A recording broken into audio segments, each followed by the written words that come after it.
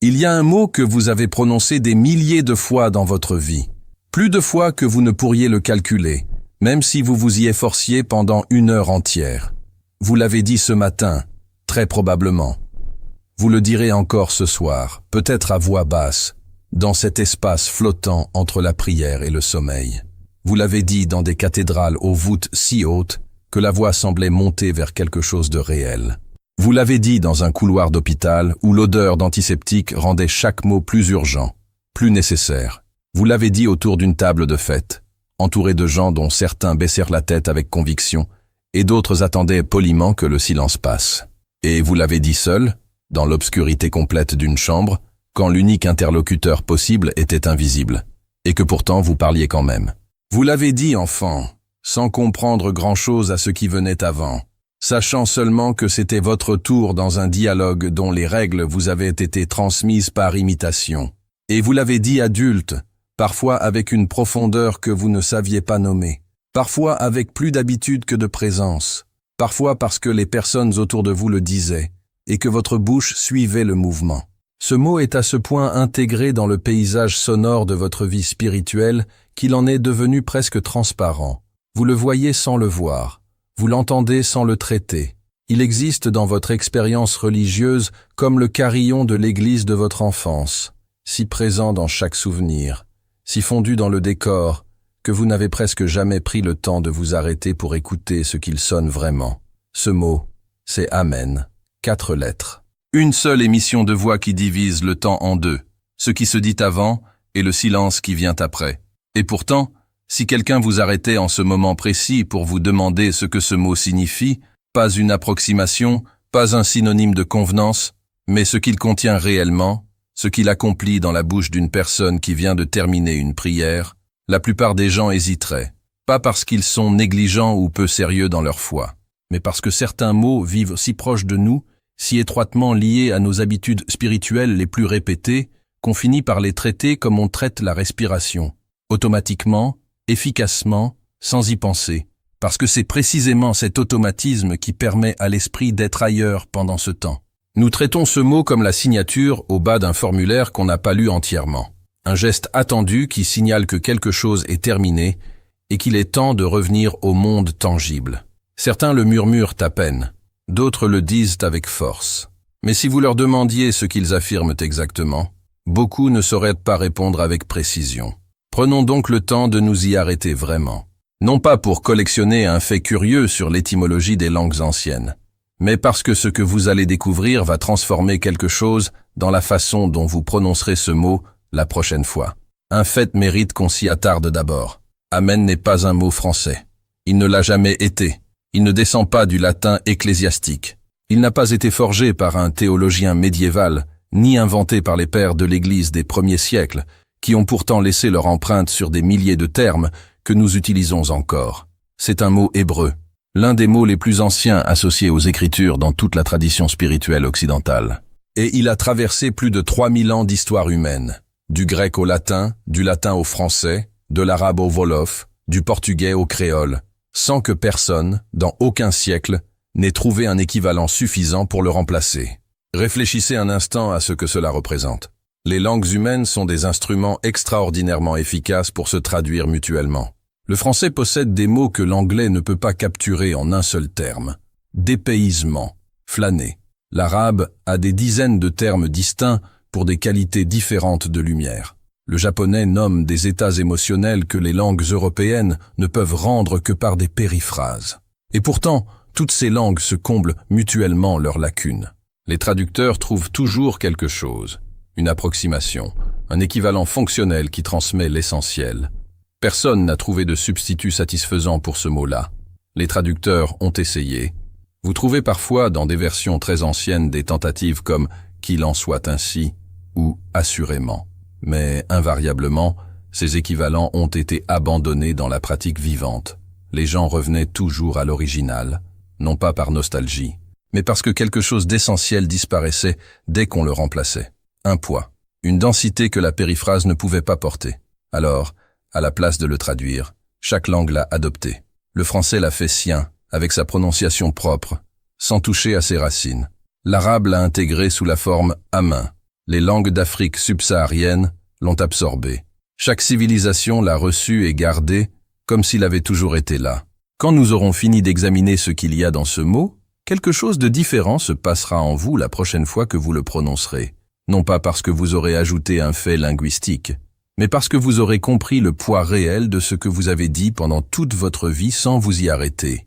Si ce type d'exploration est ce que vous cherchez, abonnez-vous maintenant et activez les notifications. Entrons dans la profondeur. Le mot « Amen » vient d'une racine hébraïque formée de 3 consonnes. Aleph, Mem, Nun. L'hébreu biblique n'écrit pas les voyelles. Les lettres enregistrent les consonnes, et les lecteurs familiers de la langue et du contexte savent comment les prononcer. Ces 3 consonnes, Aleph, Mem, Nun, forment la racine que l'on prononce Aman. Et cette racine ne possède pas un sens unique et fermé. Elle possède une constellation de sens qui gravitent autour d'une même idée centrale, se renforcent mutuellement et pointent tous dans la même direction. Être ferme, être stable, ne pas plier sous la charge, être établi d'une manière qui résiste à la pression prolongée. Être digne de confiance, non pas au sens superficiel de quelqu'un qui promet d'être fiable, mais dans le sens le plus exigeant du terme, quelqu'un dont la fiabilité a déjà été prouvée dans des conditions difficiles, sous une vraie charge, dans la durée réelle. Dans la pensée hébraïque, quand quelque chose était amant, cela signifiait que vous pouviez poser tout votre poids dessus, sans hésiter. Pas que cela paraissait solide à distance. Pas que cela donnait l'impression de tenir quand vous le touchiez légèrement, mais que cela tenait effectivement, au moment précis où vous en aviez besoin, quand aucune autre option n'était disponible.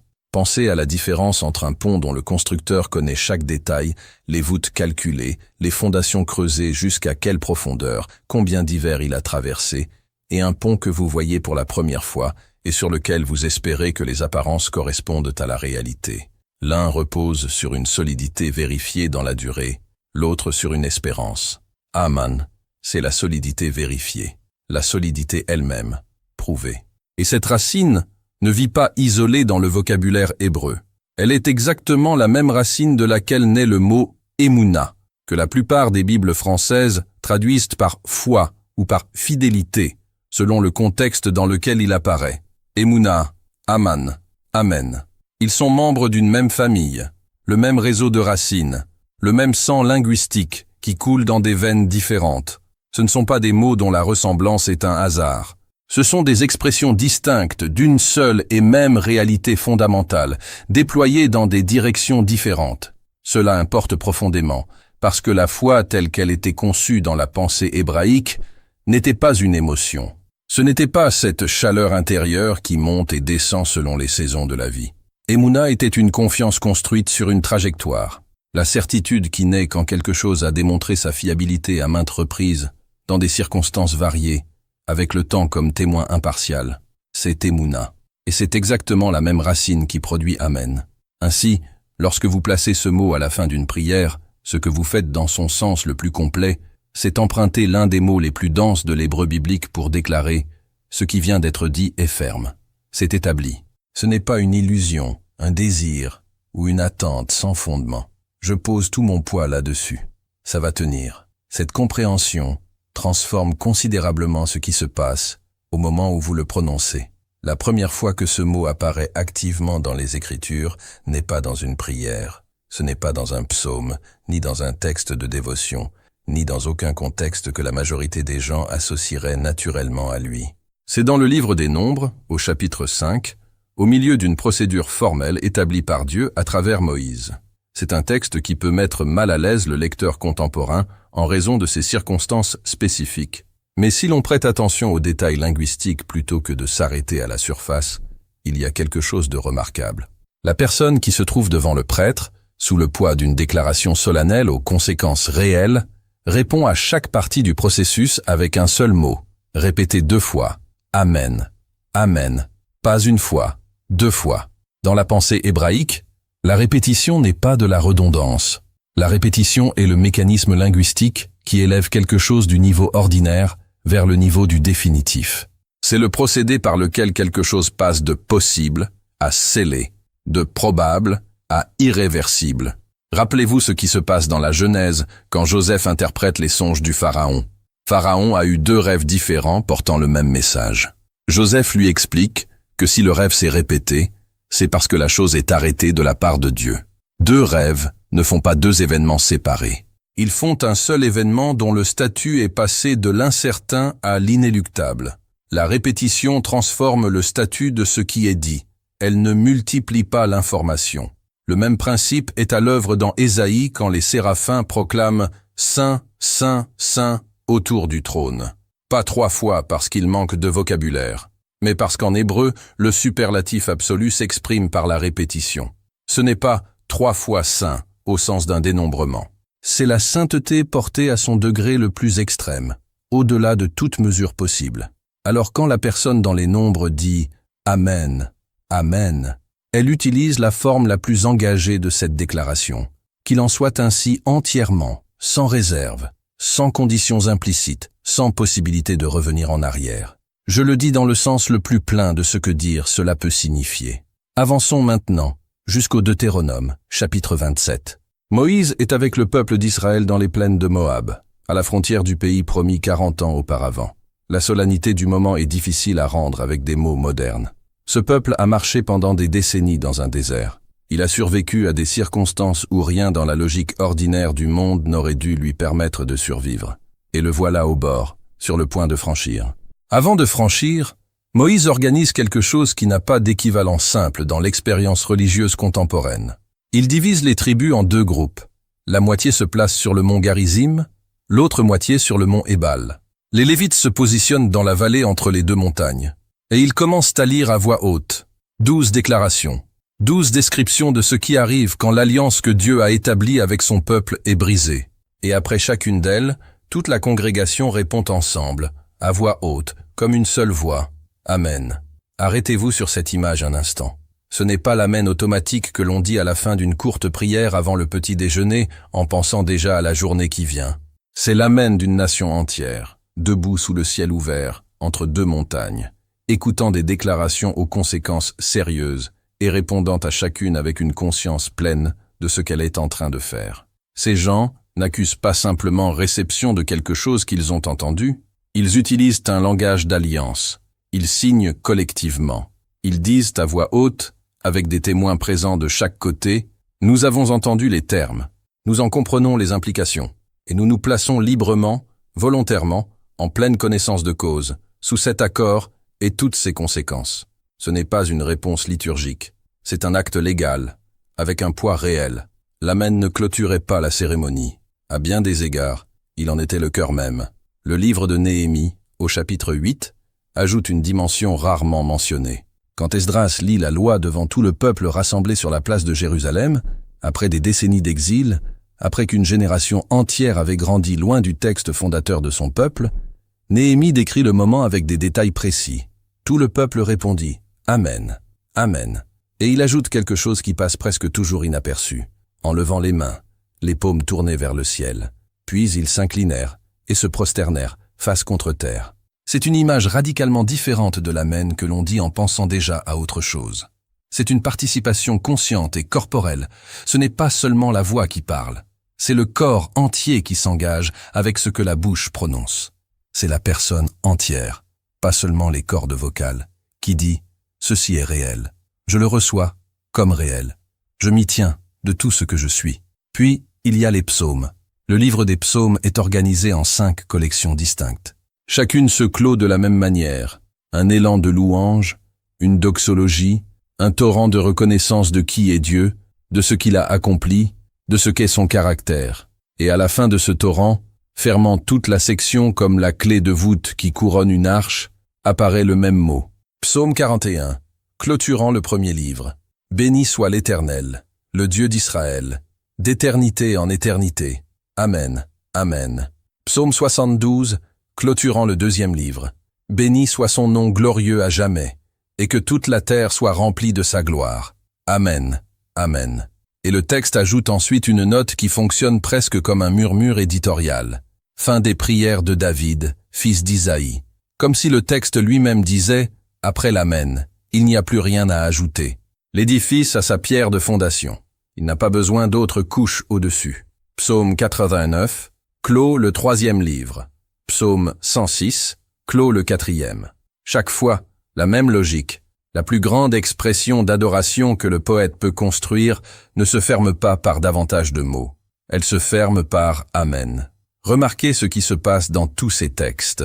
Ce mot apparaît dans des procédures légales, dans des rituels d'alliance en plein air, dans la lecture publique de la loi, dans les moments les plus intimes qu'un poète puisse exprimer devant Dieu. Et dans tous ces contextes, il accomplit exactement la même chose. Il ancre, il certifie, il dit « ceci est réel » et celui qui le dit est prêt à y tenir. Ce n'est pas une formule vide. C'est l'un des actes verbaux les plus chargés de toute la tradition biblique. Et puis, arrive Jésus. Et il fait avec ce mot quelque chose que personne, dans toute l'histoire documentée du judaïsme, n'avait jamais fait avant lui. Quelque chose d'une telle singularité, d'une telle délibération, d'une telle impossibilité à expliquer avec les catégories existantes, que les rédacteurs des évangiles ont pris une décision éditoriale remarquable.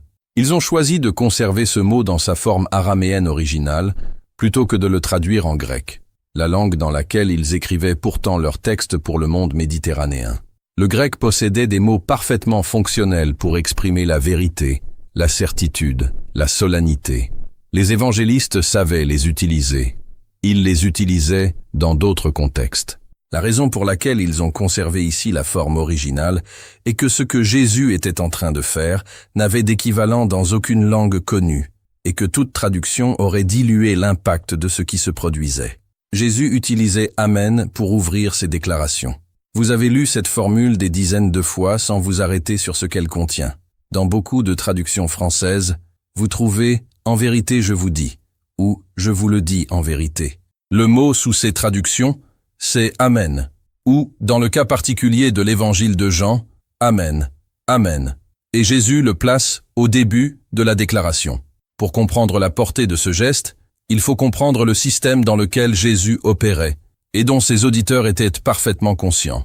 Dans toute la tradition du judaïsme rabbinique et sacerdotal, l'Amen était toujours une réponse, sans exception documentée, sans variation enregistrée. Quelqu'un lisait la Torah devant la communauté, quelqu'un prononçait une bénédiction, et la congrégation répondait « Amen ». La séquence était aussi établie que la structure de la réalité. D'abord vient l'affirmation, ensuite vient la confirmation de l'affirmation. Personne ne confirmait quelque chose qui n'avait pas encore été dit. Personne ne posait le sceau avant d'avoir le document entre les mains. Cela aurait été, dans la logique de ce système, une inversion impossible de l'ordre naturel des choses. Sauf Jésus. Quand Jésus ouvre une déclaration avec Amen, il accomplit quelque chose sans précédent documenté dans ce monde. Il dit « Avant qu'un seul mot de ce que je vais dire n'atteigne tes oreilles, je te dis déjà que c'est ferme, c'est établi. N'attends pas que quelqu'un d'autre le confirme. Ce que je suis sur le point de te dire n'a pas besoin de soutien externe, parce que le soutien fait partie de sa propre nature. » Imaginez ce que cela communique à des gens qui connaissent parfaitement les règles du système. Dans ce monde-là, tous les maîtres respectables construisaient leur autorité de la même façon, en empilant les opinions des maîtres précédents, en créant un édifice de précédents qui soutenait chaque nouvel enseignement. Un rabbin bien formé ne disait pas « Voici la vérité ». Il disait « L'école de Hillel enseigne que, l'école de Shammai répond que, l'autorité était héritée, dérivée, accumulée par référence à ce qui venait avant. Les prophètes opéraient différemment, mais selon la même logique. Ainsi parle l'Éternel. » Ces mots pointaient à l'autorité entièrement vers l'extérieur. Le prophète était le canal. L'autorité appartenait à celui qui l'avait envoyé. Jésus ne fait ni l'un ni l'autre. Il ne s'appuie sur l'autorité d'aucun maître précédent. Il n'introduit pas ses paroles avec « Ainsi parle l'Éternel ». Il dit « Amen » et alors il parle. Sa propre voix est le fondement. Il parle comme si l'origine et la garantie de ses paroles étaient une seule et même chose. Les foules qui l'écoutaient le percevaient immédiatement, même sans pouvoir l'articuler. Matthieu note qu'à la fin du sermon sur la montagne, la réaction n'était pas l'assentiment tranquille que produit un argument bien construit. C'était l'étonnement, et Matthieu en précise la cause. Il les enseignait comme quelqu'un qui a autorité, et non pas comme leur scribe. Cette différence avait une forme linguistique concrète, et cette forme, c'était Amen placé avant la déclaration, et non après. Dans l'évangile de Jean, l'usage va encore plus loin. Non seulement Amen apparaît au début des déclarations importantes, il y apparaît redoublé. Amen, Amen, je vous le dis.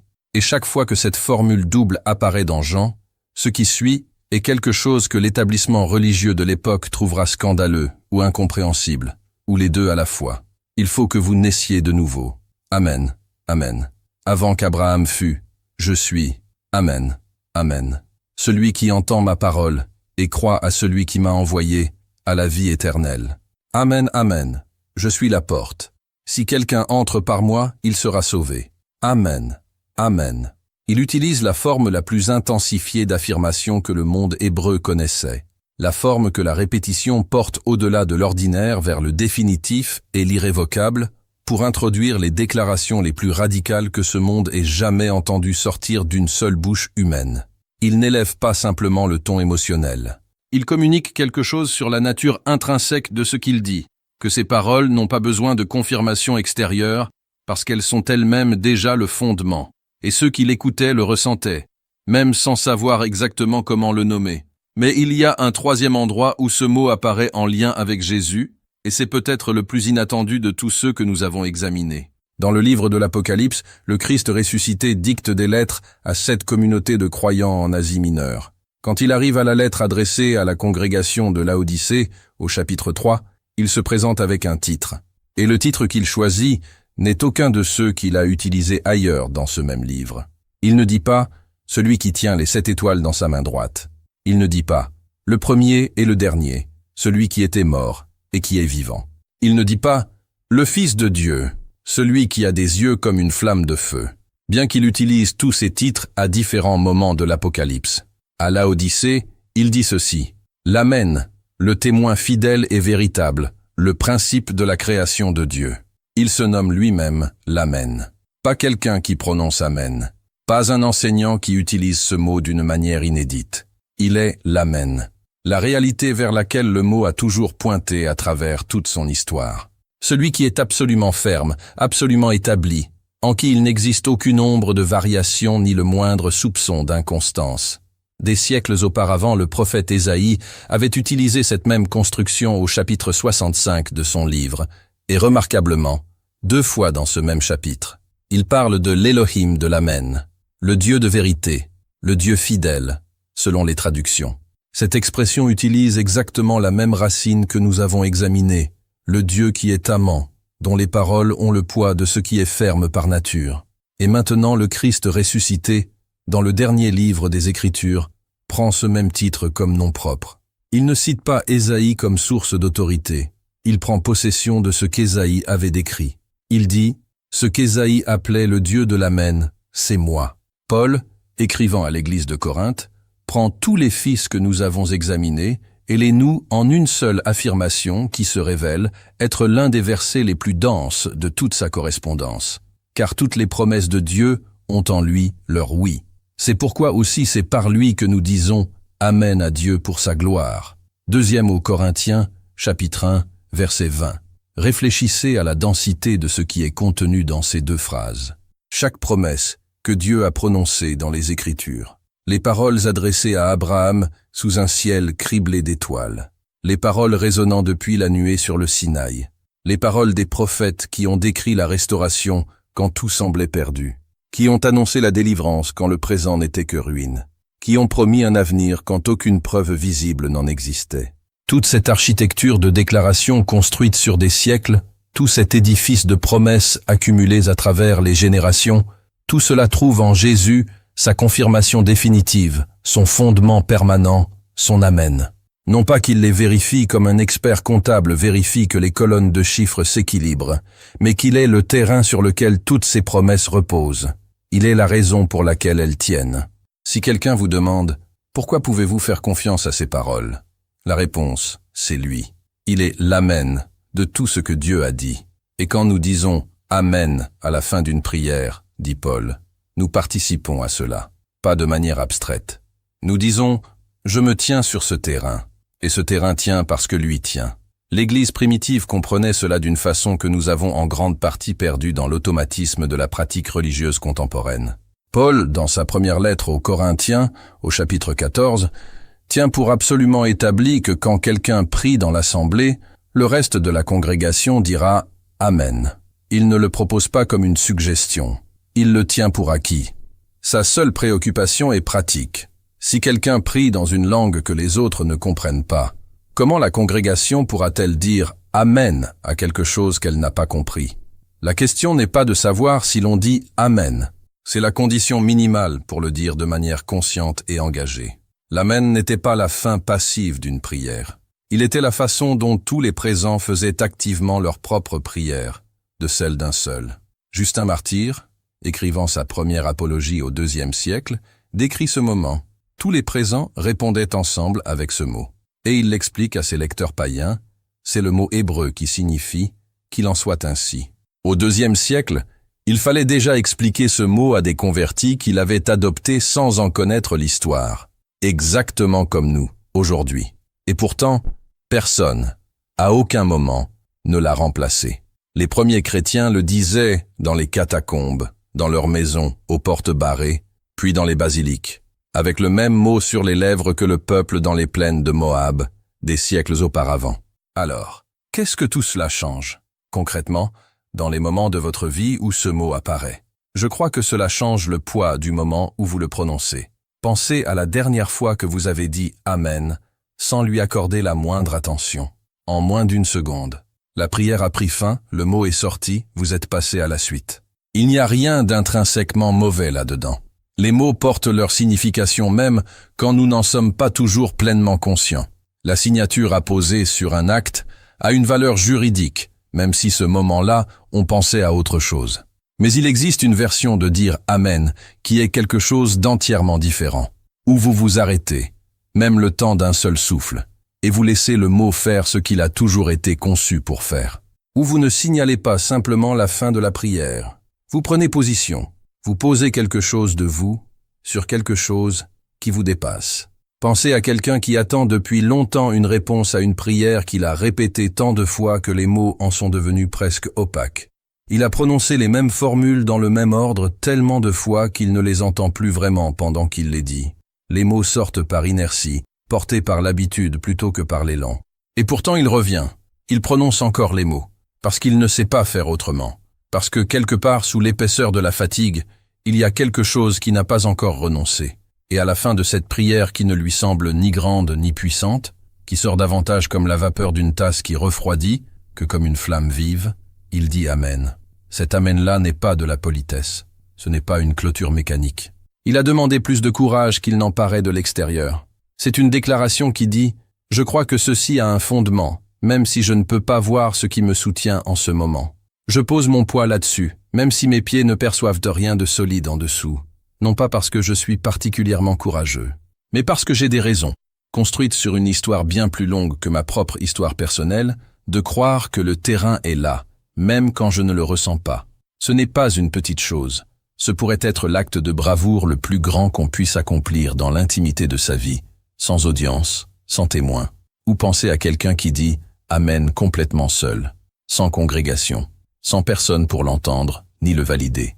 Dans sa voiture après une journée difficile, ou à la table de la cuisine au milieu de la nuit. Cet Amen dit sans témoin humain, sans aucune fonction sociale à remplir. Et pourtant, cette personne rejoint une chaîne qui s'étend en arrière sur plus de 3000 ans. Tous ceux qui ont prononcé ce même mot dans la solitude, face à Dieu, sans audience humaine. L'Amen n'a pas besoin de témoins pour avoir du poids. Il n'a toujours eu qu'un seul destinataire réel. Et il existe une troisième sorte d'Amen qui est peut-être la plus honnête de toutes. L'Amen de quelqu'un qui n'est pas sûr. Quelqu'un qui a actuellement plus de questions que de réponses. Quelqu'un qui traverse une saison où la foi ressemble davantage à un désir qu'à une certitude. Quelqu'un qui, à la fin d'une prière que d'autres disent avec une confiance tranquille, dit Amen lui aussi. Non pas par hypocrisie, mais comme un acte délibéré de volonté. Je ne comprends pas tout cela encore. Mais je choisis de rester ici plutôt que de m'en aller. Cet Amen-là pourrait être le plus honnête de toute la salle. Parce qu'Amen n'a jamais été une déclaration de certitude sur soi-même. Il n'a jamais été une affirmation de la qualité de son propre état spirituel. Il a toujours été, depuis sa racine la plus ancienne, une déclaration de confiance en celui à qui l'on s'adresse. Non pas « je suis digne de cette conversation », mais « je crois que tu écoutes ». Non pas « j'ai toutes les réponses », mais « tu es celui qui tient toutes les questions, y compris les miennes ». Non pas « ma foi est parfaite aujourd'hui », mais « tu es fidèle quand la mienne chancelle ». Le sol n'est pas votre certitude personnelle. Le sol, c'est l'amen. Ce à quoi je ne peux pas m'empêcher de penser depuis que j'ai commencé à étudier ce mot en profondeur, c'est à la durée de sa survie, et aux conditions dans lesquelles il a survécu. Ce mot est né dans un désert. Il a été prononcé pour la première fois, de manière collective et solennelle, par un peuple sans territoire propre, sans armée conventionnelle, sans capital ni infrastructure politique garantissant sa continuité. Un peuple qui existait pour des raisons ne rentrant dans aucune des logiques ordinaires de survie des nations. Et le mot que ce peuple a prononcé a survécu à tout ce qui avait davantage de raisons apparentes de survivre. Les empires qui ont gravé leurs lois dans la pierre et élevé des monuments conçus pour défier le temps sont devenus des objets d'étude pour les archéologues. Leurs langues ne sont plus parlées aujourd'hui que par ceux qui les étudient, comme discipline académique spécialisée.